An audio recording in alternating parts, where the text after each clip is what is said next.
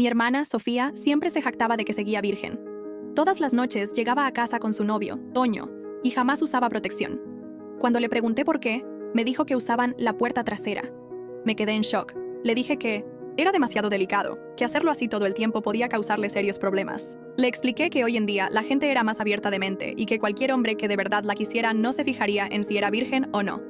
Sofía pareció escucharme, pero más tarde, cuando ella y Toño terminaron, mamá le presentó a un tipo rico llamado Chad, hijo de un conocido empresario de Guadalajara. En la noche de bodas, Chad hizo un escándalo porque Sofía no sangró. La historia se regó como pólvora. Al día siguiente, humillada, Sofía vino a echarme toda la culpa. Me agarró del pelo y me metió la cabeza en una olla de agua hirviendo. Su cara estaba completamente deformada por la rabia. Todo esto es tu culpa. Si yo siguiera siendo virgen, ahora sería una señora de casa rica y nadie se atrevería a burlarse de mí. En ese momento, desperté. Era el día en que Sofía me contó por primera vez que nunca usaba protección. No te preocupes, manita, no puedo quedar embarazada. Siempre uso la puerta trasera con Toño, me dijo, moviendo las caderas y mirándose al espejo con una cara de satisfacción. Un escalofrío me recorrió la espalda. El recuerdo del agua hirviendo quemándome las vías respiratorias me golpeó como una ola. Tuve que hacer un esfuerzo enorme para no perder el control. ¡Wow! ¡Eres toda una experta!, le dije fingiendo naturalidad. Ya le agarré la onda, respondió como si estuviera dando una receta. Es cosa de mujeres listas. Esa zona le puede dar tanto placer a un hombre como la otra. Deja de hacerle caso a todo lo que dice mamá. Estamos en el siglo XXI. Vive un poco. Eres tan chapada a la antigua, por eso ningún novio te dura.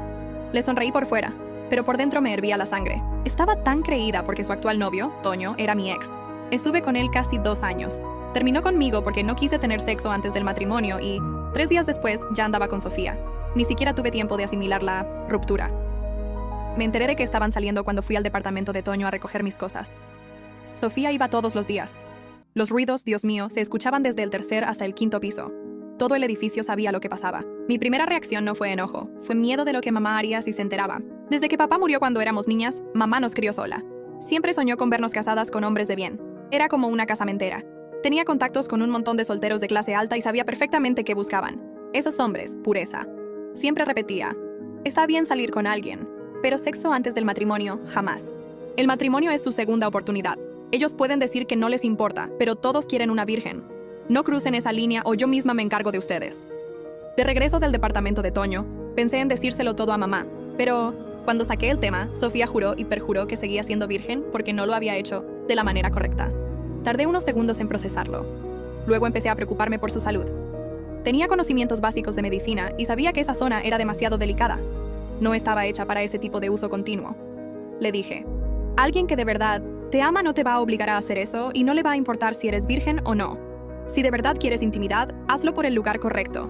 Y si el tipo se clava con eso, el himen se puede reparar con cirugía. Sofía se quedó intrigada con lo de la cirugía y dejó de usar la puerta trasera. Pero, obvio, poco después ella y Toño terminaron y mamá la empujó hacia Chad. Aún con la cirugía, no hubo sangre en la noche de bodas. Después del divorcio, Sofía volvió a echarme la culpa y, pensándolo bien, hasta fui considerada con ella. Pero usar ese método puede causar infecciones, ¿no? Solo si no tienes cuidado, me contestó, guiñándome un ojo. Además, hermana, creo que yo nací con talento natural. Esa zona también produce fluidos. ¿También? Repetí, sospechando. En ese momento lo entendí todo. Toño le había mentido. Esa zona no produce lubricación natural, y si lo hace, suele ser porque algo anda mal. Esa idea me dio una satisfacción extraña, casi perversa. Fingiendo celos le pregunté, ¿por eso Toño te quería más que a mí?, soltó con tono ácido. Mientras tanto, yo había usado una cuenta falsa para mandarle mensajes a Toño, haciéndome pasar por una vendedora anónima que ofrecía juguetes eróticos. Él escogió varios, pagó rapidísimo, y yo enseguida hice el pedido en una tienda, en línea a su nombre. Justo cuando terminé, el celular de Sofía vibró. Ella vio la pantalla y se puso roja. Minutos después, agarró su bolsa a toda prisa. Manita, tengo que salir. No le digas nada a mamá, ¿va? Sofía no regresó esa noche, y cuando volvió al día siguiente, apenas podía caminar, literalmente. En los días que siguieron, Toño seguía pidiéndome más juguetes, pero esta vez eran más extremos y el modo de caminar de Sofía cada vez más raro. Yo sabía que eso no iba a durar, y pues no duró. Un sábado por la mañana, Sofía me jaló aparte. Mana, creo que lloré allá abajo. ¿Cómo?, pregunté, perdiendo por completo la compostura. Allá abajo, repitió, bajándose los pantalones, desesperada. ¿Puedes ver? Antes sangré un montón y ahora me duele horrible.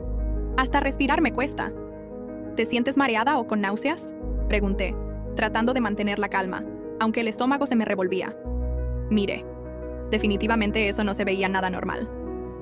¿Crees que deba ir al hospital? Es que hasta cuando estornudo me pongo a sudar. Me siento fatal. Casi vomito ahí mismo. El hospital. Eso era grave. ¿Y quieres que mamá se entere?, solté, casi gritando. Mamá ya sospechaba de las desapariciones nocturnas de Sofía. No era ninguna tonta. «¿Entonces qué hago?», dijo Sofía entrando en pánico. Me froté las manos con fuerza, sintiendo un escalofrío subir por la espalda. La primera vez que vi a Sofía en el hospital, completamente vulnerable, no supe si sentir compasión o rabia. Estaba sentada con una bata abierta por la espalda, temblando levemente, con los ojos hundidos, como si no hubiera dormido en semanas. Yo estaba al lado, en la misma silla de siempre, donde uno espera por las malas noticias. Por dentro, no podía dejar de recordar lo que había hecho, romperse por dentro para sostener una mentira, para complacer, para encajar. ¿Te duele?, le pregunté bajito. Ella no respondió, solo apretó los labios. Una enfermera nos llamó al consultorio. Sofía entró sola. 40 minutos después salió pálida. Me miró y luego bajó la mirada al suelo. Dicen que tengo desgarros y una inflamación rara. Me van a hacer más estudios. ¿Y qué más te dijeron? Que si sigo así puedo quedarme incontinente. Su voz se quebró en esa última palabra. La abracé sin saber bien por qué. Tal vez por culpa, tal vez porque por primera vez no la vi como mi rival, sino como una mujer rota. Esa noche, Sofía se encerró en el cuarto. Yo escuchaba sus pasos y sus llantos bajitos detrás de la puerta. Quise acercarme, pero algo dentro de mí me decía que aún no estábamos listas para hablarnos como hermanas. 2 días después, mamá se enteró de todo. No porque se lo contáramos, sino porque encontró una receta médica en la basura. Nos citó a ambas en la sala con esa cara que siempre usaba cuando sabía que iba a controlar la conversación. ¿Qué hiciste, Sofía? Nada. ¿Y estas pastillas? ¿Y esta indicación de cirugía? No es cirugía, gritó Sofía. Es un tratamiento. ¿Qué tratamiento necesita una señorita decente en esa zona?, dijo mamá sin levantar la voz, pero con una rabia hirviente. Y ahí, sin que nadie lo esperara, mamá soltó algo que congeló el aire. Cuando yo tenía tu edad, también me obligaron a hacer eso. Sofía y yo la miramos como si fuera otra persona. El papá de tu primo Ángel, continuó. Me decía que era la única manera de mantenernos puros hasta el matrimonio, que así era como debía ser, y yo lo creí hasta que me dejó. Me abandonó en la iglesia, el muy maldito. Nadie me quiso después. Nadie. Sofía estaba paralizada. Yo no podía hablar.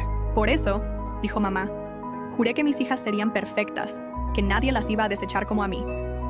Fue la primera vez que entendí que nuestra madre no era solo una fanática. Era una sobreviviente maltratada que convirtió su trauma en doctrina. Sofía se levantó. Tenía los ojos vacíos. Entonces, si tú sabías lo que se sentía, ¿por qué me empujaste a repetirlo?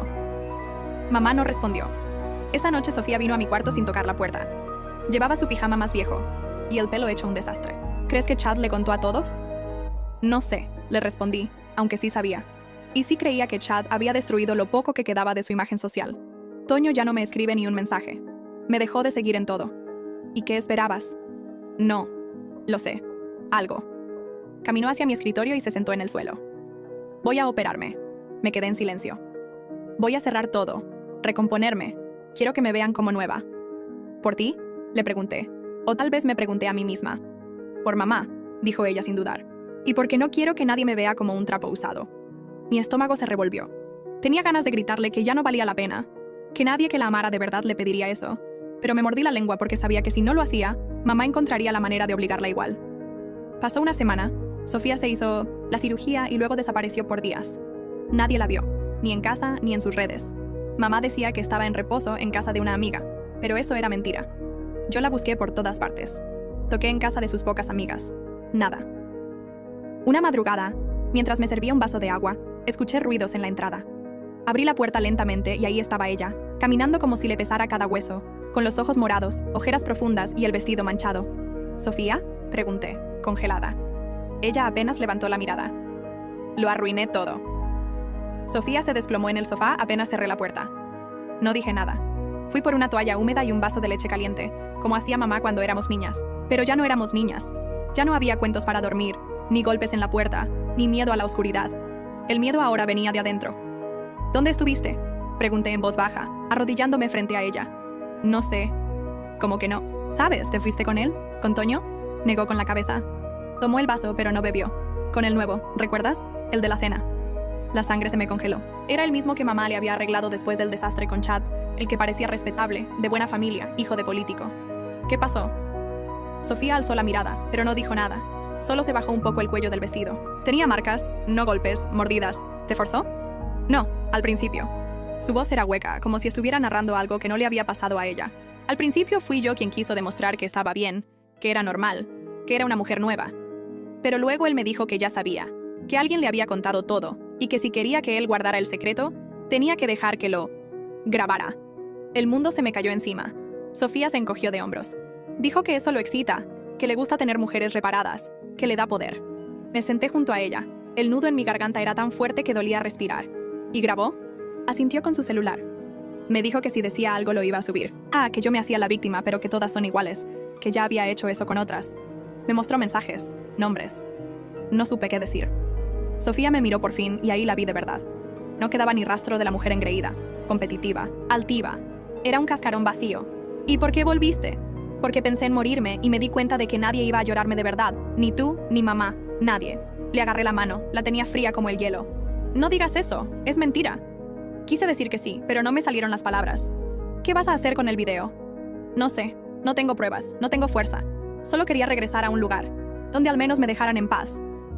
Nos quedamos en silencio. Por fin tomó un sorbo de leche. Las manos le temblaban.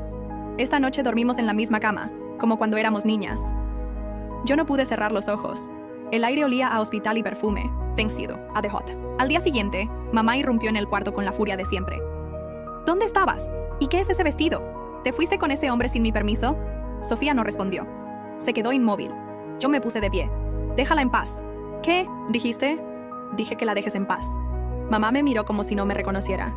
¿Desde cuándo te atreves a alzarme la voz? Desde que descubrí que la mujer que nos crió no era una madre, sino una tirana, que lo que llamabas educación era solo una repetición de tus traumas, que nos usaste como moneda para pagar tus frustraciones. Sofía me miraba en silencio. Mamá. Se quedó boquiabierta. Malagradecida. Todo lo que hice fue por ustedes. No lo hiciste por ti, por tu ego, porque querías demostrarle al mundo que sí valías, que podías criar dos señoritas perfectas. Pero no somos perfectas, mamá. Estamos rotas y tú nos rompiste. Mamá levantó la mano, pero no golpeó. Solo bajó el brazo lentamente como si ya no tuviera fuerza. No vuelvas a hablarme así, murmuró y salió. Sofía respiró hondo, cerró los ojos y por primera vez en mucho tiempo lloró. No de dolor, de alivio. 2 días después, encontramos una caja en la puerta sin nombre, sin remitente. Dentro había una copia del video y una nota que decía: solo para que recuerdes que yo siempre gano. No pude soltar la nota. Mis dedos temblaban, no de miedo, de furia. Sofía estaba sentada a mi lado con los ojos fijos en la pantalla del celular donde habíamos reproducido apenas los primeros segundos del video. No necesitábamos ver más. Era ella, era él, era real. Tenemos que hacer algo, dije levantándome. ¿Qué? Preguntó Sofía con la voz apagada. Ir a la policía. Decir que un hijo de político me grabó sin pruebas de que fue sin mi consentimiento. Y si lo publica, que lo haga. Me giré en seco. ¿Qué? Ya no me importa. Que lo vea todo México si quiere. Al menos así me matan rápido y se acaba esto. Le pegué una cachetada sin pensar. Solo reaccioné. Me dolió más a mí que a ella, pero fue como si la hubiera despertado. No digas eso nunca más, Sofía. Nunca. No tienes idea del infierno que fue verte llegar sangrando. Ver cómo te hundías y yo no hacía nada. Ella me miró por primera. Ves con sorpresa, como si hubiera algo distinto en mí. ¿Por qué te importa ahora? Porque eres mi hermana. Porque crecimos en la misma prisión y yo, en vez de ayudarte a escapar, me dediqué a competir contigo por la llave. Se quedó en mí silencio y luego dijo algo que me rompió por dentro. Yo nunca quise quitarte a Toño. Me senté de nuevo. Los ojos me ardían. Lo sé. El silencio fue largo, doloroso, pero necesario. ¿Tú crees que esto se olvida? Preguntó Sofía. No. Entonces, ¿por qué seguir? Porque no se trata de olvidar, se trata de sobrevivir. Pasaron 3 días sin noticias. El video no fue publicado. La nota seguía en mi cajón, arrugada, pero intacta. Empecé a dormir mal. Despertaba cada noche con la sensación de que alguien nos observaba. Caminaba hasta el pasillo. Revisaba las ventanas. Todo estaba cerrado, pero algo no encajaba. Una noche escuché pasos, no en la casa, en el techo. Llamé a Sofía. Salimos, con una linterna y revisamos desde la azotea del edificio. No había nadie, pero encontramos algo. Una cámara pequeña pegada entre los tubos del tinaco y apuntando directamente a nuestra ventana. Sofía vomitó en el momento. La llevé adentro. La acosté y llamé a un amigo de la universidad que estudiaba ingeniería. Le pedí que revisara la cámara. Me dijo que tenía un transmisor, que alguien la estaba monitoreando en tiempo real. ¿Quién más sabe dónde viven? Un hombre, el que la grabó. ¿Le hicieron algo? Todavía no. Colgó sin decir más. Al día siguiente me mandó un mensaje. La señal venía de una casa en Zapopan. No te metas, este tipo no es cualquiera. Le respondí con una sola palabra. Gracias. Esa noche fui al cuarto de mamá. Estaba sentada leyendo su Biblia con las gafas bajas y cara de mártir. ¿Tú sabías lo que ese tipo le hizo a Sofía? No sé de qué me hablas. Él la grabó, la amenazó, la está vigilando. ¿Tienen pruebas? Tengo la cámara. ¿Y qué quieres que haga? ¿Meterme con esa familia? No quiero que digas que te equivocaste, que esto no era lo que querías para nosotras, que tu obsesión nos llevó directo al infierno. Eso no es justo, dijo con voz cortante. Yo solo quise lo mejor. Ustedes fueron las que cruzaron la línea. Me acerqué hasta dar un palmo de su cara. Nosotras fuimos tus sacrificios y ni siquiera te atreves a pedir perdón. Ella bajó los ojos y entonces, muy quedo, murmuró. Yo también fui grabada. Me congelé. ¿Qué? En 1989. Por él. Por el mismo padre del muchacho con el que Sofía salió. Lo encontré en un retiro de la iglesia. Me prometió matrimonio, me pidió fotos, videos. Yo era joven, quería ser querida. Luego me amenazó. Me dijo que si no me dejaba arruinaría mi vida. Me mudé a Guadalajara para escapar. No supe qué decir. Mamá tenía lágrimas en los ojos, pero no lloraba, como si no se permitiera esa debilidad. ¿Y por qué no dijiste nada? Porque nadie me habría creído, como a Sofía. Salí del cuarto sin decir más. La siguiente mañana, Sofía me dijo que ya no quería quedarse en casa. No me siento segura aquí. Él me ve. Lo sé. ¿Quieres irte? Sí, a donde sea. Esa misma tarde alquilamos un pequeño cuarto en Tlaquepaque. Una pensión barata con colchones duros y paredes delgadas. Pero nadie nos conocía. Nadie nos buscaba. Las primeras noches fueron tranquilas. Luego llegó el mensaje. No uno en redes ni en celular. Una carta puesta por debajo de la puerta. Solo decía, crees que puedes esconderte, pero tú sabes que me perteneces. La carta temblaba entre mis dedos. El papel estaba doblado con precisión, como si alguien lo hubiera colocado ahí con cuidado. No con prisa ni torpeza, como si hubiera querido que lo encontráramos, como si estuviera seguro de que lo haríamos.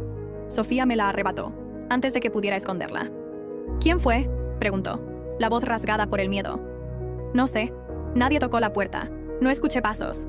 Ella rompió la hoja en pedazos, los tiró al piso y los pisoteó con furia, como si eso pudiera apagar lo que significaban.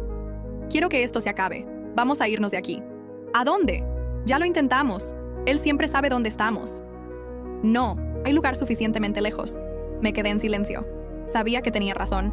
Ya no era solo un miedo, era un hecho. Nos estaba vigilando, controlando, como si fuera dueño de nuestros movimientos. No te voy a dejar sola, Sofía. Pues entonces haz algo. Haz algo de verdad. Y en ese momento lo decidí. Ya no podía esperar más. No podíamos vivir así.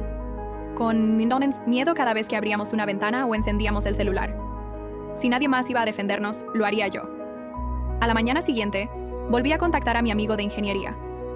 Le pedí que me enseñara a rastrear señales, a detectar micrófonos, cámaras, me prestó equipo, me enseñó a ocultar IPs. Me convertí en algo que jamás pensé ser, una espía. Sofía me observaba desde la cama mientras practicaba con el equipo. ¿De verdad crees que vas a poder hacerle frente? No lo sé. Le respondí sin mirarla.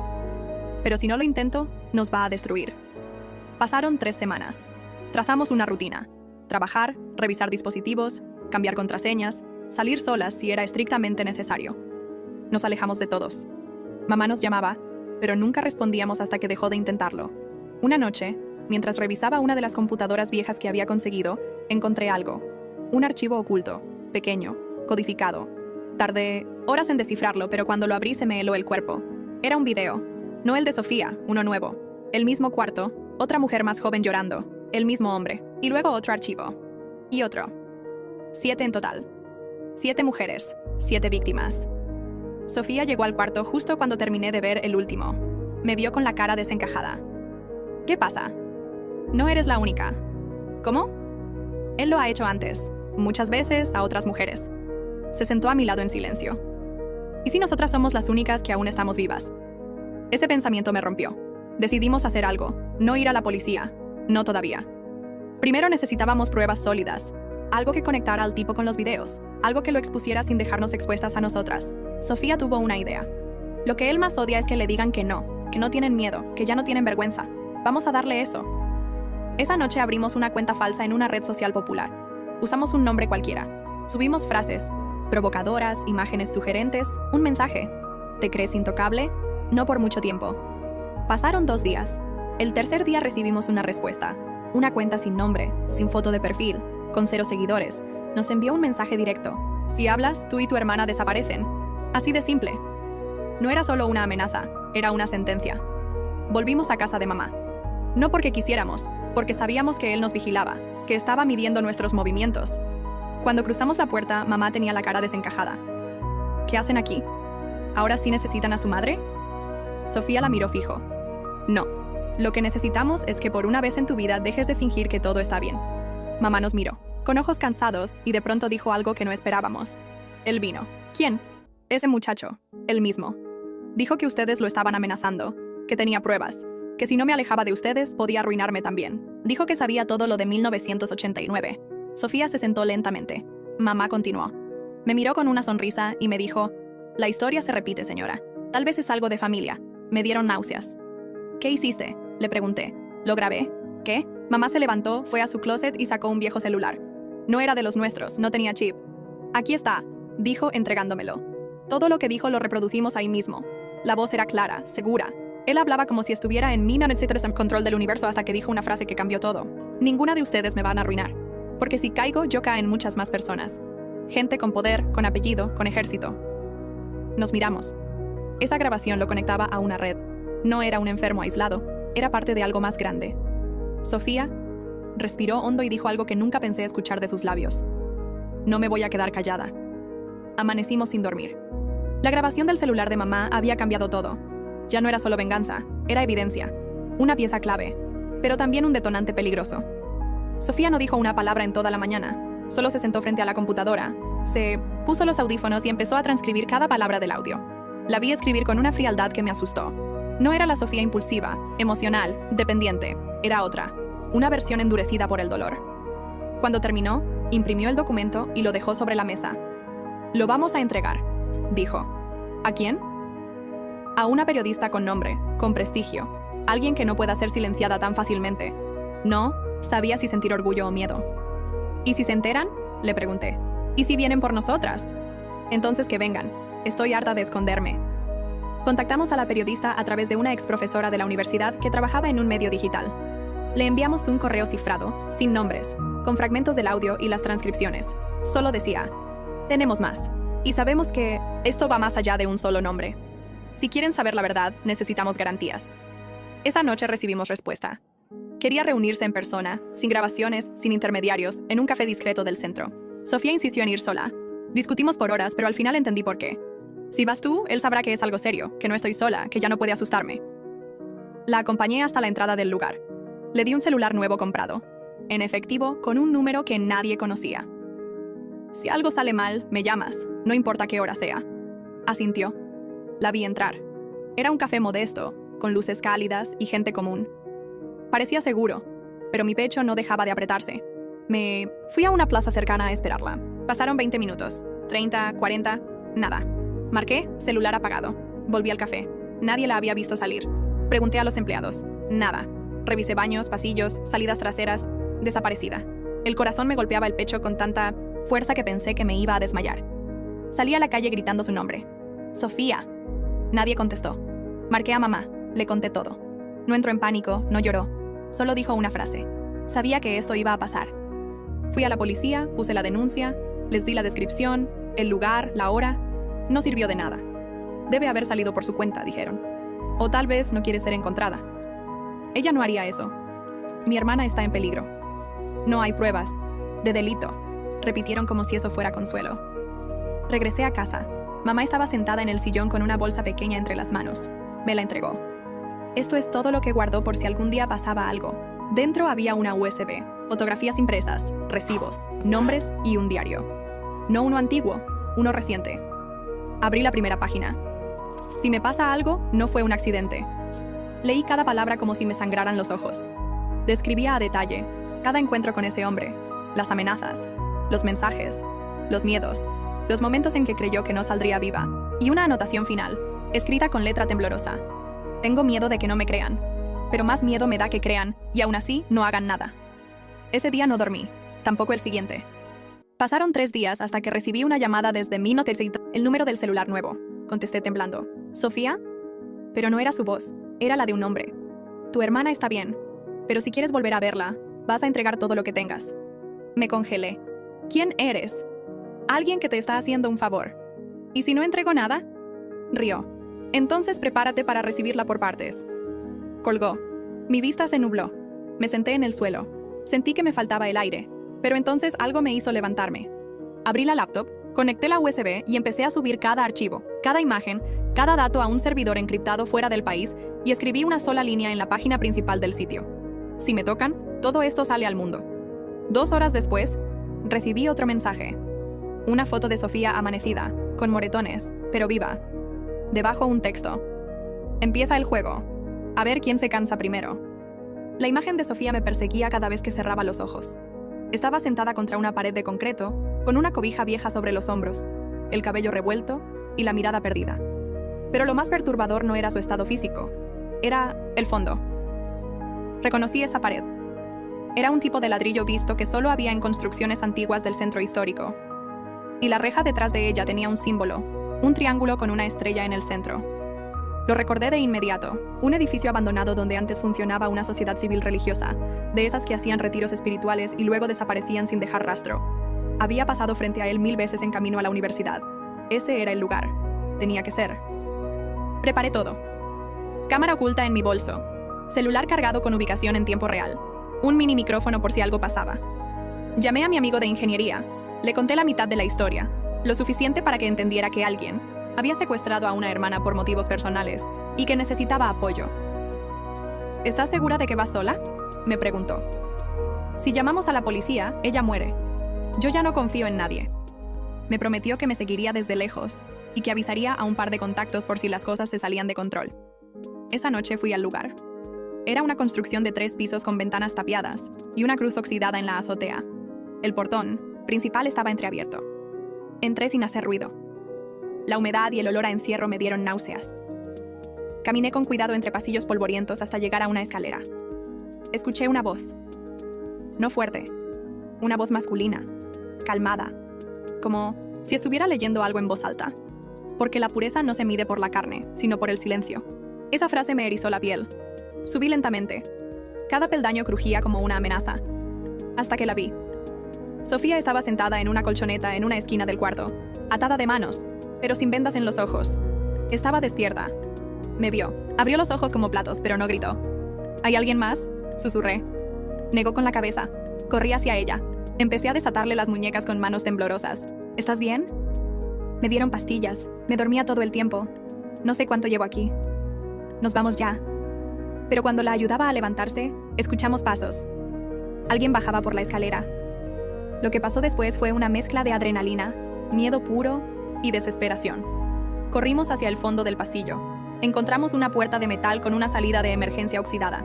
Empujamos juntas hasta que cedió. Salimos a un callejón trasero. Sofía apenas podía caminar. Yo la arrastraba, con un brazo. En la calle, un auto encendió las luces. Era mi amigo. Saltamos dentro. Arrancó sin preguntar. ¿Están bien?, gritó mientras nos alejábamos. Solo maneja. Ya en casa, Sofía no hablaba. Se metió al baño y estuvo ahí por más de 1 hora. Yo me senté frente a la computadora. Entré al servidor donde había guardado los archivos y escribí una nueva línea. Intentaron silenciarme. Ahora hablaré. Esa misma noche, la periodista con la que Sofía iba a reunirse publicó un hilo en redes sociales. No mencionó nombres aún, pero expuso parte de los documentos, algunas transcripciones, una línea. Clave del audio de mamá. Si caigo yo, caen muchas más personas. Gente con poder, con apellido, con ejército. La publicación explotó. Miles de compartidos, comentarios, gente contando experiencias similares y entre ellos un mensaje privado de una chica. Yo también fui grabada, el mismo símbolo, el mismo lugar. Tengo pruebas. Fui al baño, toqué la puerta. ¿Sofía? Silencio. ¿Sofía? ¿Estás ahí? Sí, respondió apenas audible. Una más apareció, como tú, como las otras. Tardó unos segundos en responder. ¿Tú crees que alguien nos va a creer? Ahora sí. Y si no, entonces que nos teman. Ese fue el primer día que no lloró.